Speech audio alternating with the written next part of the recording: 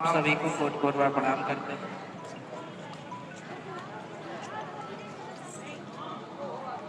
अब जिस किरदार में हम खड़े हैं, कालों के काल महाकाल भूत भवन भोलेनाथ के रूप, तो वर्णन करना तो कठिन हो रहा है।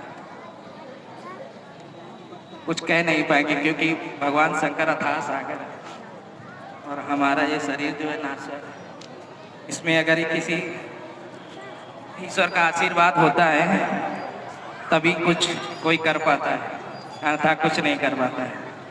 हम बचपन से ही प्रतिभावान स्टूडेंट थे। जैसे बच्चा बोलता है इससे भी बिंदास बोलते थे बचपन में। और बचपन से लेकर के 12 तक हम स्कूल टॉपर क्या क्षेत्र टॉपर रहे कानपुर में।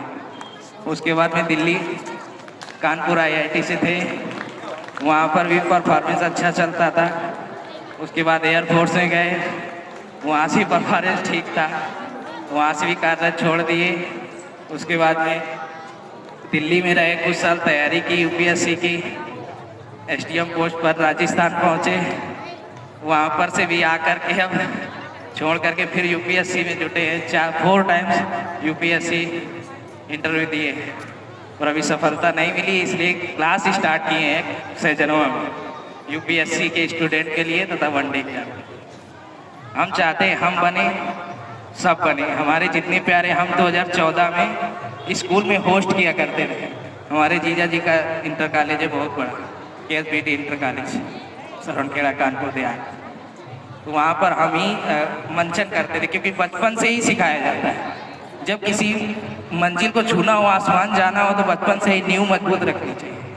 तो किसी भी बच्चे की यदि हम नींव मजबूत रखेंगे तो आसमान में कितनी भी बड़ी बिल्डिंग खड़ी कर दो वो तंती चली जाती है।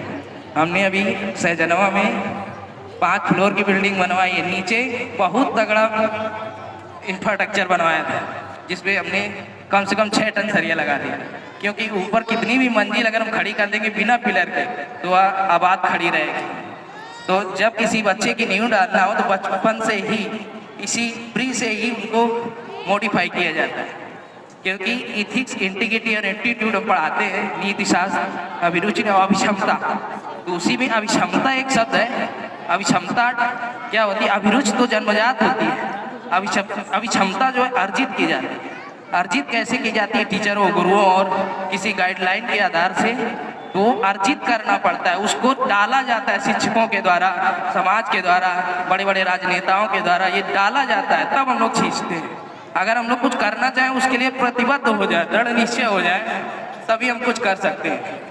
और बच्चों को बचपन से ही नहीं, अगर कुछ बनाना है तो बचपन से ही बनाओ।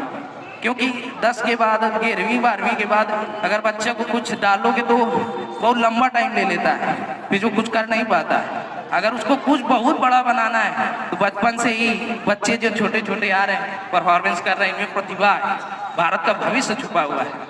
तो अगर इन प्रतिभाओं में हम शिक्षक मिल करके एक नई जोश के साथ उनमें नई कीर्ति डालेंगे तो बहुत आगे तक जाएंगे। इतना आगे निकल जाएंगे कि शायद इस PVM पब्लिक स्कूल का नाम पूरे विश्व में रोशन करें। जैसे बिहार के आनंद कुमार ने 30 बच्चों को निकाला, IIT क्रैक करवाया। आज भारत दुनिया के विश्व में ऐसा कोई बड़ा देश नहीं, अमेरिका, जर्मनी, जापान, लंदन, कहीं भी, थाईलैंड से लेकर पूरे विश्व में वो अपना परचम फहरा है।